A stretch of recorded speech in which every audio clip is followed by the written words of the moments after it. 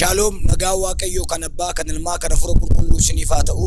Har'a obboleessi keessan ergamaa Zawuduu namarraa konfireensi guddaa tokko isinitti beeksisuudhaaf achi as ba'e. Ano obboleessa keessan hafuuraa tajaajila daannoo Asfaawuti. Tajaajila waldaa kiristaanaa Moo'icha Harka Waaqayyoo addunyaati. Paaster Gammachiis Beekaan jedhama. Obboleessi keessan Paaster Tameen. Baga gammaddan baga waaqayyo isin gargaaree guyyaa har'aa isiniin ga'e jecha.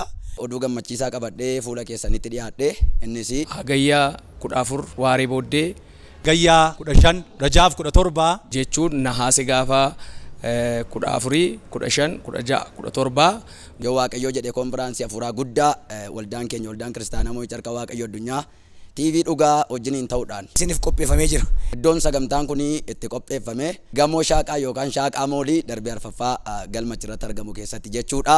sagantaa kana irratti kan nu tajaajilan Nama baay'ee jaallannuuf nama baay'ee kabajnu ergamaa Zawudee namarraa akkasuma namni isin baay'ee jaallattanii tajaajila daannoon isin tajaajila Paaster Gammeen. Paaster Ambaan nu tajaajilu, Paaster Tabasgeen Shimees nu tajaajilu. akkuma kana faarfataa roobeeraan jira. Tajaajiltoonni garaagaraa jiru. Akkuma kana immoo hundeessaadhaaf abbaan mul'ataa waldaa Moo'icha Waaqayyoodha. Raajii daannoo Asaffaa guyyaa sana hin muudamu.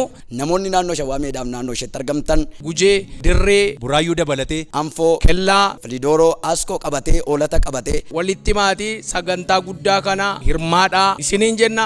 Raafuun hin danda'amu.